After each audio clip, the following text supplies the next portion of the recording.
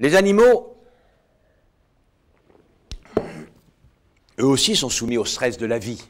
Mais les animaux ont un avantage, c'est que les animaux non humains, ils ont une très faible capacité d'anticipation.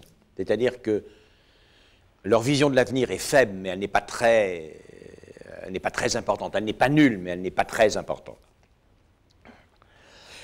D'autre part, les animaux, face à l'imprévu, peuvent être surpris, ils peuvent avoir peur, ils peuvent être curieux et explorer, suivant les cas. Mais ils n'accordent pas de valeur à ce qui doit être. Il n'y a pas de normes chez les animaux. Et en tant que les animaux ne connaissent pas de normes, ils ne peuvent pas rire de la surprise d'une action qui n'est pas celle à laquelle ils sont habitués. Un animal a des habitudes, il n'a pas de normes, qui est une habitude à laquelle on finit par accorder une valeur.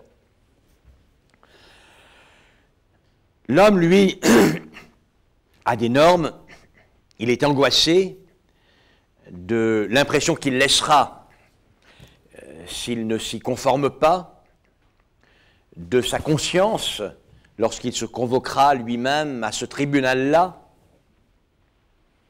Et sans doute, s'il n'avait pas été capable, par des moyens efficaces, d'échapper à cette espèce de contrainte, pression psychologique, qui ne nous laisse pas un seul instant, la vie eût été difficile.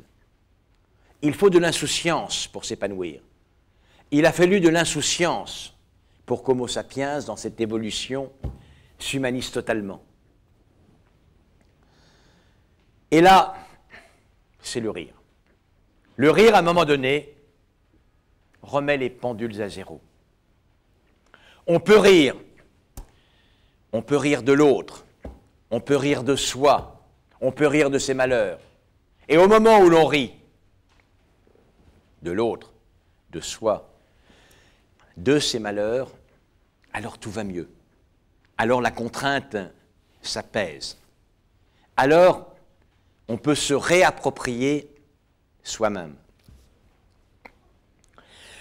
C'est la raison pour laquelle le rire